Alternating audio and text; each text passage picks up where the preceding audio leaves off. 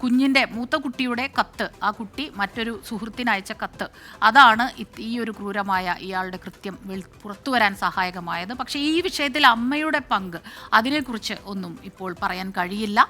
കൂടുതൽ അന്വേഷണം നടക്കുന്നു എന്നാണ് പറഞ്ഞത്. വിഷ്ണു സുരേഷാണ് നമുക്കൊപ്പം ചേരുന്നത്. വിഷ്ണു, ഈ സ്കൂളിലെ കുട്ടിക്ക് എഴുതിയ കത്ത്, ആ കുട്ടിയുടെ അമ്മ അവിടെ അധ്യാപിക ആയതുകൊണ്ട് ഈ കാര്യം പുറത്തു വന്നു എന്നുള്ളതാണ് അല്ലേ?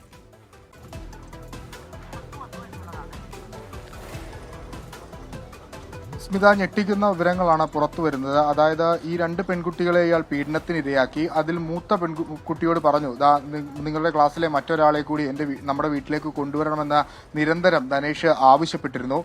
പിന്നാലെയാണ് ഈ പെൺകുട്ടി ഈ നിരന്തരം സമ്മർദ്ദം സഹിക്കവയ്യാതെ പെൺകുട്ടി ഒരു കത്ത് സുഹൃത്തിന് എഴുതിയത്. തന്റെ വീട്ടിലുള്ള ഇയാൾ, അച്ഛൻ എന്നാണ് വിളിക്കുന്നത്, അമ്മയുടെ സുഹൃത്താണ്, ലീഗലി മാരീഡ് അല്ല, പക്ഷെ അച്ഛൻ എന്നാണ് വിളിക്കുന്നത്, ഇയാൾ ഇങ്ങനെ തന്നോടും കൂടി എന്റെ വീട്ടിലേക്ക് വരാൻ ആവശ്യപ്പെടുന്നുണ്ട് എന്ന് ചൂണ്ടിക്കാട്ടിയാണ് കത്ത് അയച്ചത്. ആ സ്കൂളിലെ തന്നെ അധ്യാപികയുടെ മകൾക്കാണ് ഈ കത്ത് അയച്ചത്. തുടർന്ന് ഈ കത്ത് അധ്യാപികയ്ക്ക് ലഭിക്കുകയും അധ്യാപിക ഈ പീഡന വിവരം പോലീസിൽ അറിയിക്കുകയായിരുന്നു. അങ്ങനെയാണ് ഞെട്ടിക്കുന്ന വിവരങ്ങൾ പുറത്തു വരുന്നത്. പ്രതി ധനേഷിനെ ഇന്ന് രാവിലെയാണ് അയ്യമ്പുഴയിൽ നിന്ന് കസ്റ്റഡിയിലെടുത്ത്. 2 വർഷമായി ഈ പെൺകുട്ടികളുടെ അമ്മയുമായി ഇയാൾക്ക് സൗഹൃദമുണ്ട് എന്നാണ് പോലീസിൽ നിന്ന് ലഭിക്കുന്ന വിവരം. ഇയാൾ ഇതിനോടകം തന്നെ പീഡനം സമ്മതിച്ചിട്ടുണ്ട്, പീഡിപ്പിച്ചിട്ടുണ്ട് എന്ന് സമ്മതിച്ചിട്ടുണ്ട്. 10ഉം 12ഉം വയസ്സുള്ള പെൺകുട്ടികളാണ്, 4ാം ക്ലാസ്സിലും 6ാം ക്ലാസ്സിലും പഠിക്കുന്ന പെൺകുട്ടികളാണ് പീഡനത്തിന് ഇരയായത്. ഈ അമ്മയുമായുള്ള, അതായത് ഈ പെൺകുട്ടികളുടെ അമ്മയുമായുള്ള സൗഹൃദം അവസാനിപ്പിക്കുക എന്ന ലക്ഷ്യത്തിന് വേണ്ടിയിട്ടാണ് താൻ ഇത്തരത്തിലൊരു പീഡനം നടത്തിയത് എന്നാണ് ധനേഷ് മൊഴി നൽകിയിട്ടുള്ളത്. ഈ അമ്മയ്ക്ക് ഈ പീഡന വിവരം അറിയുകയോ എന്നുള്ള കാര്യത്തിൽ ഒരു വ്യക്തത വന്നിട്ടില്ല. പക്ഷേ പോലീസിന് പ്രാഥമികമായ വിലയിരുത്തലുള്ളത് അത്തരത്തിൽ വിവരങ്ങൾ അറിയാം എന്ന് തന്നെയാണ്.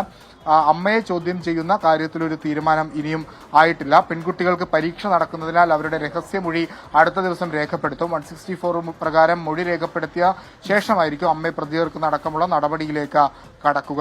സ്മിത, ഇയാൾക്കെതിരെ കർശനമായ നടപടി എടുക്കണം, പോക്സോ കേസ് ചുമത്തണം. ഇയാൾ മറ്റ് ഒരു ഭാര്യയും കുട്ടികളും ഉള്ളയാളാണ്, ഈ സ്ത്രീയുടെ കൂടെ ജീവിക്കുന്നു.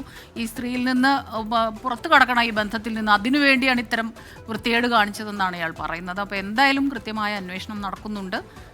കുറ്റക്കാർ, ഇപ്പോൾ അമ്മയ്ക്ക് അതിൽ പങ്കുണ്ടോ എന്നുള്ള കാര്യത്തിലും അന്വേഷണം നടക്കുന്നുണ്ട്. വിഷ്ണു സുരേഷാണ് ഈ വാർത്തയുടെ വിശദാംശങ്ങൾ കൊച്ചിയിൽ നിന്നും നൽകിയത്.